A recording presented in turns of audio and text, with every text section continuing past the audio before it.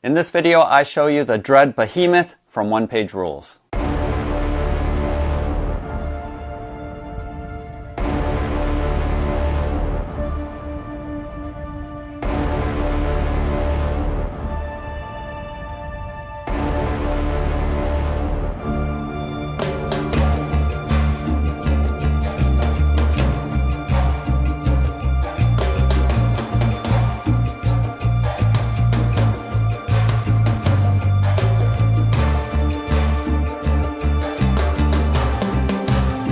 Before we get into today's video, just want to share with you what the GGGG is for this month.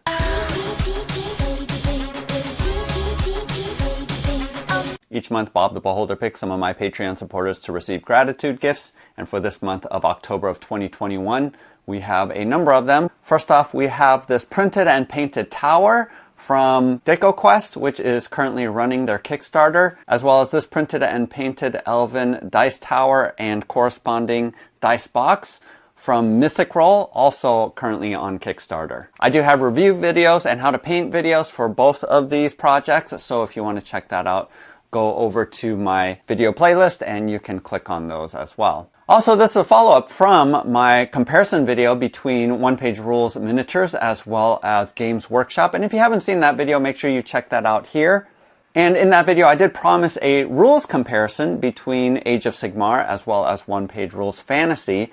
But before I did that, I did want to paint up this model, and I've finally been able to do it because it looks so awesome. And as per usual, you can purchase this model on my mini factory for $35, or if you're a Patreon supporter, it is at least half that price. But during the month of November of 2021, for Patreon supporters, it's actually everything on their website, My Mini Factory, is going to be 70% off because they attained their goal of reaching, I think it was 4,500 Patreon supporters. So that's going to be a pretty good discount, not only in terms of grabbing this for $10.50 for the STL file, but also the entire Saurian army, as well as any of their other miniatures that they have on sale in my mini factory.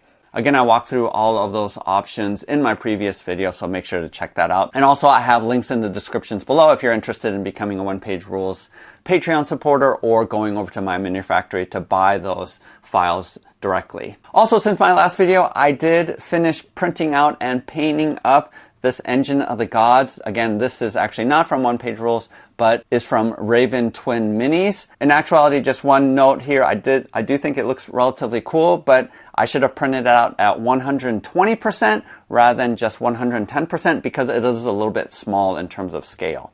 Also, I printed out this Singularity engine over here, this pyramid looking thing from Printable Scenery. Actually, this takes the place of the Realmshaper from Games Workshop. Again, that's a $51 model from Games Workshop. This STL file was $15 from Printable Scenery. I did modify it a little bit and squashed it down just so that it was relatively the same size as the Realmshaper from Games Workshop. I think it turned out pretty good for a $15 STL file. So just tons of ways to save money by printing up your own miniatures, and I just wanted to feature this Dread Behemoth because this is a way with just one model you can save a ton of money. So Games Workshop does have the Dread Saurian, which you can only buy in Forge World, and like many of their models in Forge World, this is not available. So even if you wanted to spend the $240 to buy the Games Workshop version, it's not available right now. You can't even buy it. So just from an accessibility standpoint, getting this Dread Behemoth from One Page Rules is currently your only option if you want one right now. Now, there's a number of people that actually did buy some dinosaur toys and converted them to create their own Dread Saurian, but if you wanted a 3D printed version that actually has, which I think is awesome, is this platform where you can put your various models on there, then I think this is a good option for you. And if you already have a 3D printer, you can print this out yourself.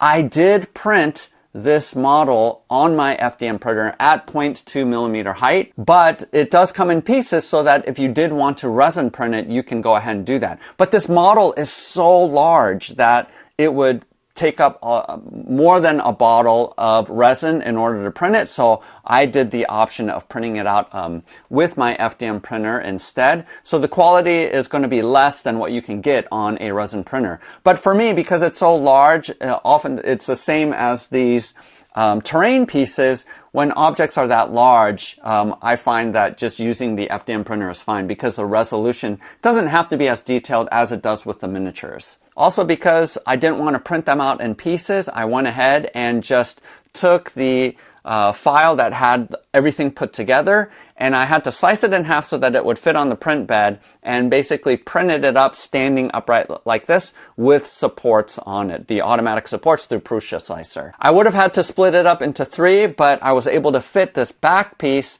onto the LK5 Pro, which was last month's giveaway for my Patreon supporters.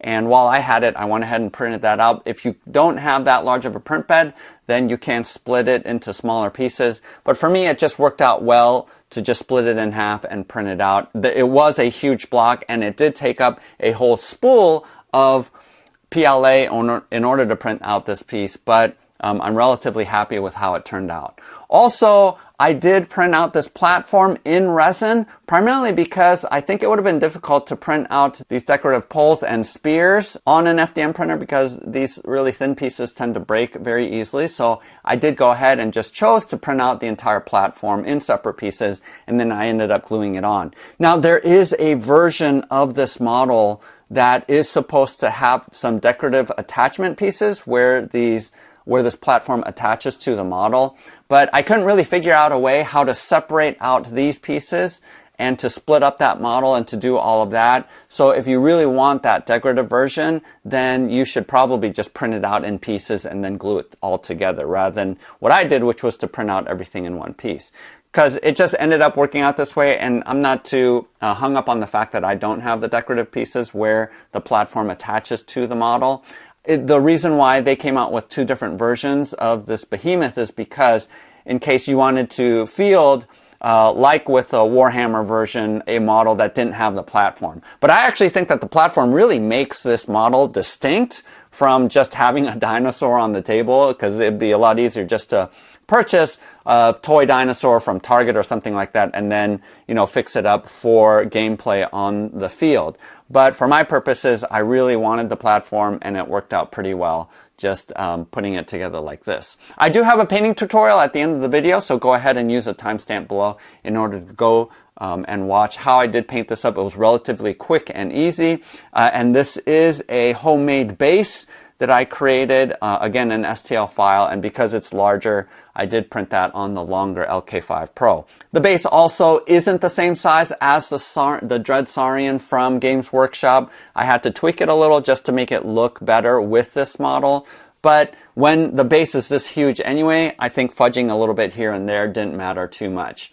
The other thing that I actually like better is the pose of this model. Now, there are some design things where I think the Games Workshop version does look a little bit cooler by itself. But again, because I like the platform, I actually like the design of this better. And the pose of this one is way better than I think the Games Workshop. The Games Workshop version just looks awkward, like it's about to fall over.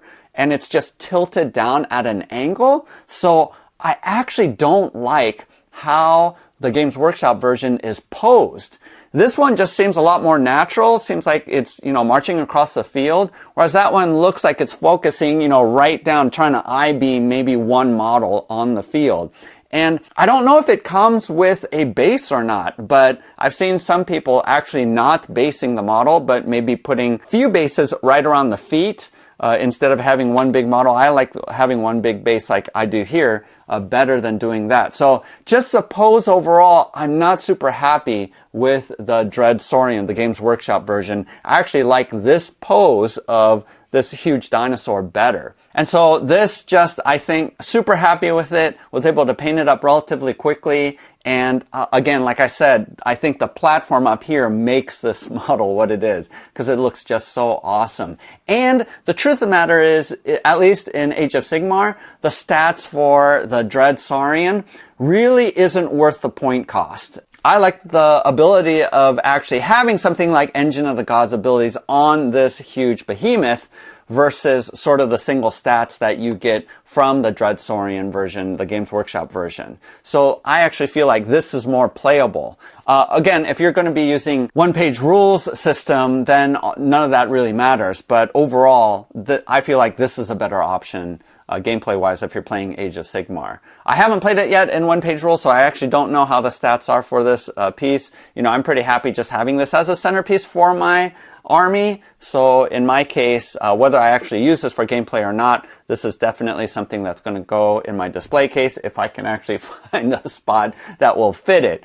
But I actually think this piece is super, super cool and awesome, and is a centerpiece for my Lizardman army. So in terms of price, this model is $35 if you want to purchase it in my mini factory. Again, links in the descriptions below. But as always, I would suggest spending that $10 to become a One Page Rules Patreon supporter. That will give you at least a 50% discount. That will be worth it if you're purchasing a number of models from One Page Rules. That way you can save money. Again, I would suggest becoming a Patreon supporter and waiting until November, because you're going to get that 70% off all of the STL files that they have available. So that's a good time to be able to pick up all of these models with that steep discount.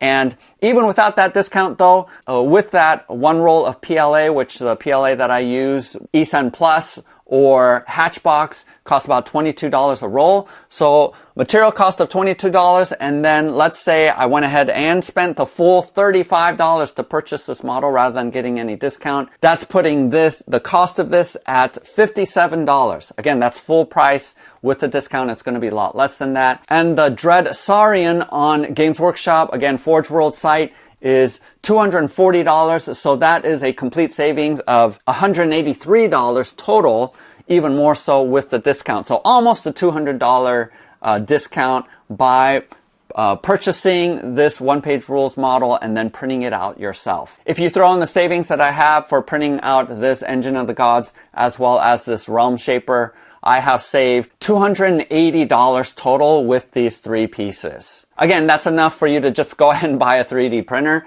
So if there ever is a reason to purchase or get into 3D printing, if you haven't already, this is the reason. And this is just printing out one army, the Seraphon army, as a replacement. If you haven't seen my other video, you know, you're saving over $100 by printing out the rest of the army yourself. So you can have a resin printer, you can have an FDM printer, and you can print out a whole Seraphon army with all of these pieces and still be ahead of just purchasing the plastic from Games Workshop. So that's pretty much it. No big surprises that you're going to be saving a lot of money with your own 3D printer, and just wanted to showcase this awesome centerpiece from One Page Rules. Again, I will be coming out with a future video comparing the two rule sets, Age of Sigmar as well as One Page Rules Fantasy version.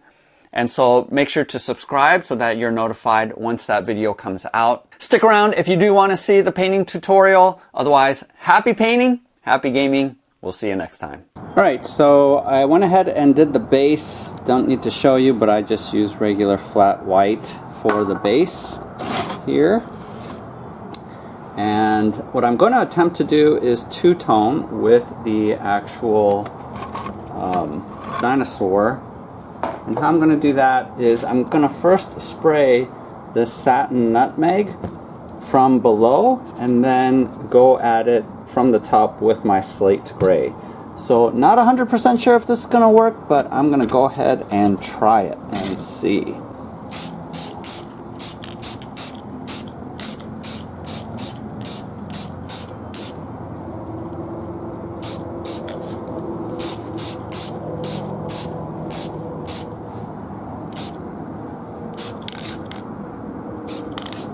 And sure enough, you know, it is an issue that half of it is black and the other part is gray, because obviously it's a lot lighter.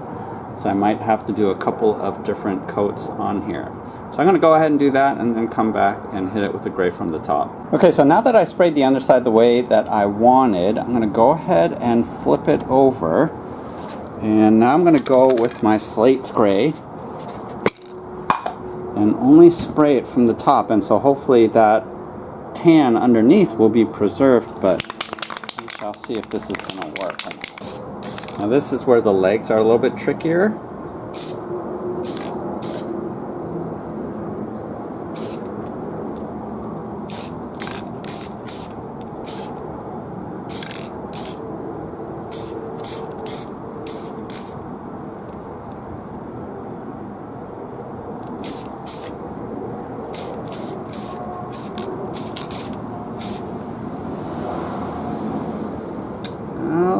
looks alright so far.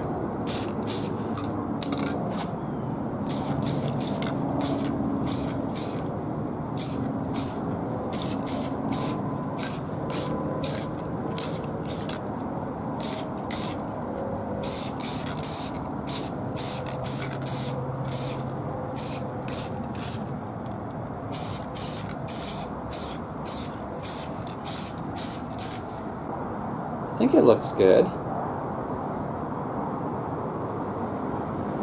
For the most part, I think I hit all of the black parts.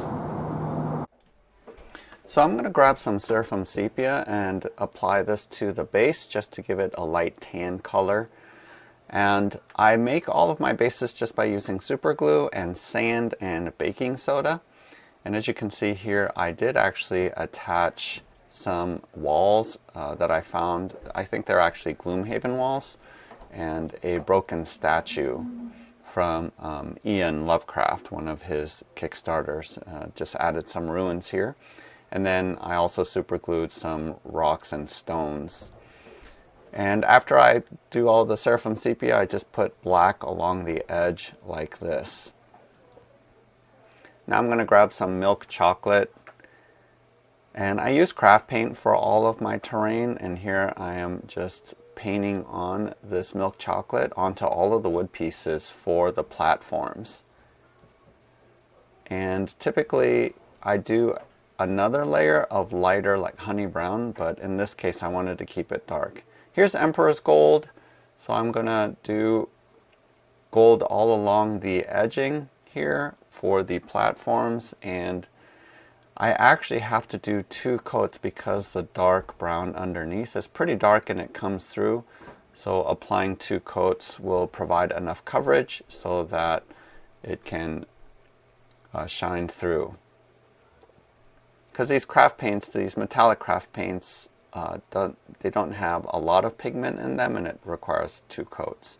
Here I'm grabbing some Williamsburg blue and going to do the edging here. And this is the same color that I'm using for my army. There's a couple other spots. For example, the larger dinosaurs sometimes have these. Here is honey brown, and I'm using that to lighten up the ropes where it attaches to the dinosaur. And also I didn't show, but I did use red to put color in the triangles as well. And I'm basically dry brushing here this honey brown. Here I am grabbing some zinc as well as some slate gray, and I'm going to mix these 2 together just because one is too dark and the other is too light. And I'm basically dry brushing all of the dark gray. Now, after having seen the results of this, I actually wouldn't have gone as light as I am here. I actually don't think it needs it, since we're going to be coloring the blue and the purple on top of this, and it actually this highlighting actually makes the gray a little bit too light, so don't put as much as I did here because I don't think it's actually necessary. This is true blue, and just gonna start doing some striping, and I basically just jab using my horsehair brush or hog's hair brush here, and jab some stripes down. And you can use any design that you want, but this is sort of the design that I like on my Seraphon army. And I'm just creating a base. You don't want to get paint all the way down into the cracks and crevices. You still want that dark gray to provide some shading, but just applying this blue. And you can look at reference sheets for iguanas or other things like that if you want to see different colors. But one of the things that I really like about having a Lizardman army is that I can go really colorful, where typically a lot of armies are grim dark and have darker features, but this is an army where you can really add a lot of color to it. And as you can see here, I'm just trying to match the other side in terms of the number of stripes that are coming down, and I make this zigzag design. Here is some purple pizzazz. These are all Americana paints. You can buy them at Hobby Lobby or at Michael's here in the United States. But just any comparable color, really, since craft paints are so cheap, you can pick any color that you want. But I just like how this blue outline works really well with the purple. And as you can see, I'm just painting inside where the blue is at so that there is a blue outline to the purple. That's basically the goal that I'm shooting for. Here I'm going to go ahead and mix in some bubblegum pink to this purple. I don't want straight pink because that would be too light, but just mixing the two colors together so that I can just do some dry brushing and highlighting here. And I like adding pink rather than white just to create a lighter purple. I think this pink just creates more of a different kind of color to it. And so I really like that. Here is some burnt umber, or grab the darkest brown that you can and color over all of the rope that you find on the model, as well as any place that you're going to make gold. So this headpiece, as well as along the tail, you're going to want to just put a base coat of this dark brown.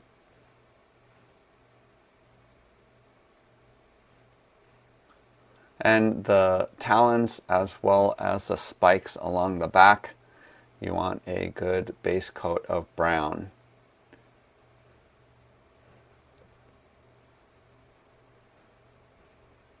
So this is true red. I'm going to start putting in colors on the tongue as well as the gums next to the teeth.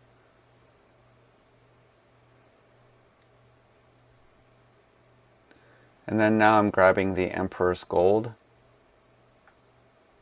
And here I'm doing all of the decorative pieces on the model, which he has 2 armbands, as well as the headpiece and the pieces on the tail.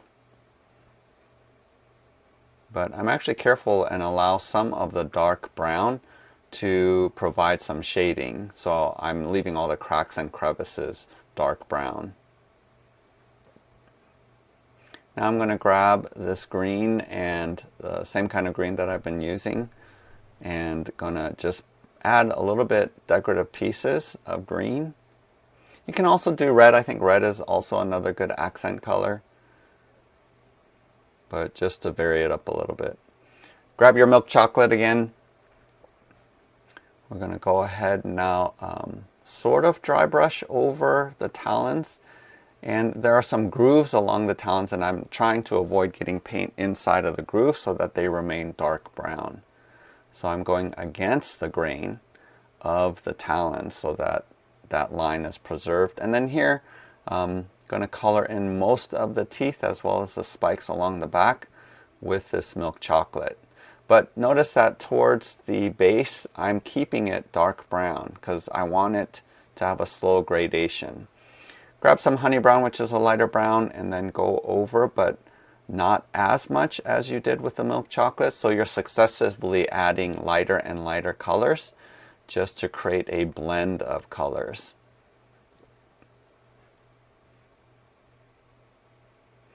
Here is some fawn, and I'm actually going to be mixing it with the previous color because it's a little bit too strong by itself, and just going over all of the parts again.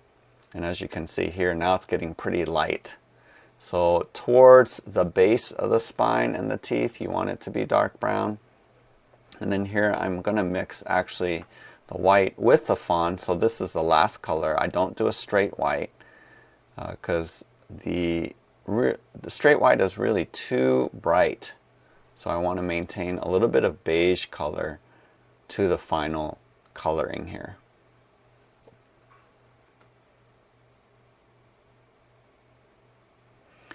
Now we're going to tackle the ropes with some burnt sienna, and this is just because I want it to be a different brown than what I did all the spikes and talons with. So this just provides more of a little bit more of a reddish color, and I'm careful to not paint the entire thing, but just some stripes and lines for some banding effect, keeping the dark brown as shading. and make sure you do the front as well. That's holding down this big spike. I'm going to actually mix a little bit of fawn into the sienna, and that just provides a little bit of highlighting that you can do for the top parts of the rope. And it creates a little bit more contrast to it.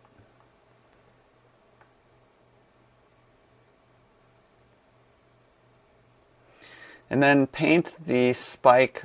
I put it just straight black to it as a base coat.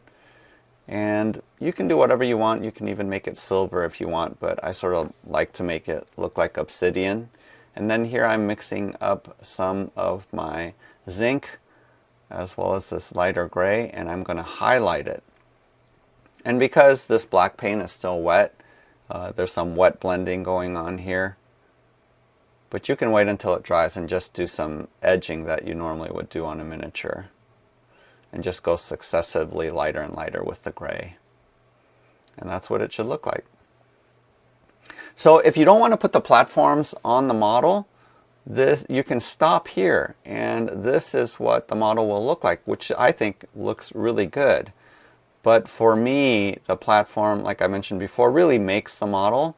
So I'm going to go ahead and start the process of cutting off the spikes, some of the spikes up top with my Dremel. And here I have the cutting blade, and I just go through very carefully. And after marking it with a pencil, I just cut off the parts that I need in order to fit the platform across the top. And I used the reference, the STL, for the fully built version. And here you can see, just eyeball it and cut more off if you need to. But it creates some space to be able to put the platforms on. I'm using E600, that's my glue of choice. I find that it holds a little bit better than just straight super glue, especially when the fit isn't exact. So here I am putting the back one on first. I did dry fit the front and the back to make sure that they work. But you want to put the back one on first because the top one actually overlaps the back platform.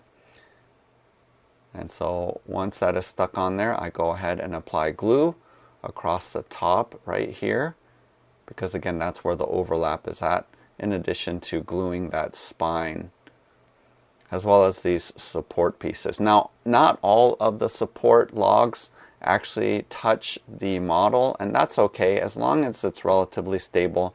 The glue is strong enough that it's going to hold it in place. And so after you position it and get it to where you want, now you're going to attach these side pieces. And these side pieces, you're going to have to hold on to them since you're not using super glue. And this is where I watched this Korean prank video, which was hilarious.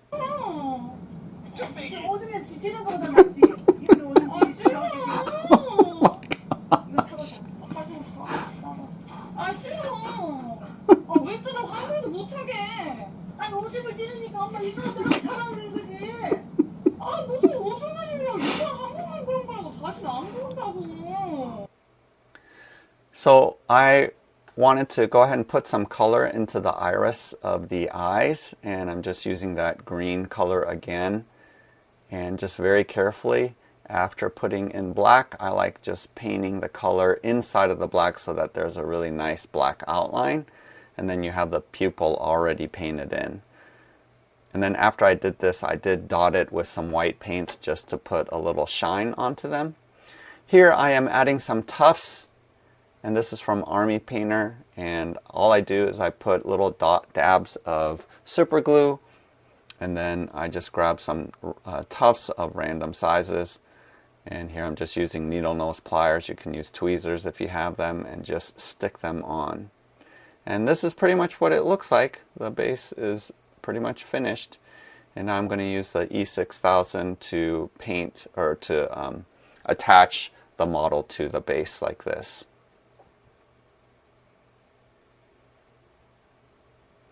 And then I did decide to go ahead and paint up the spikes that are near the eyes this color as well, just to vary it up just a little bit. So I decided to do that. And as you can see, I think it turned out really well. Obviously, you can do any different color scheme that you like, but again, I really like how this purple against the blue turned out with the gray body and the light tan underneath. So I'm super happy with this. So hopefully this helps you with your project. If you decide to tackle this, I think it's a great model and very affordable as well. So we will see you later.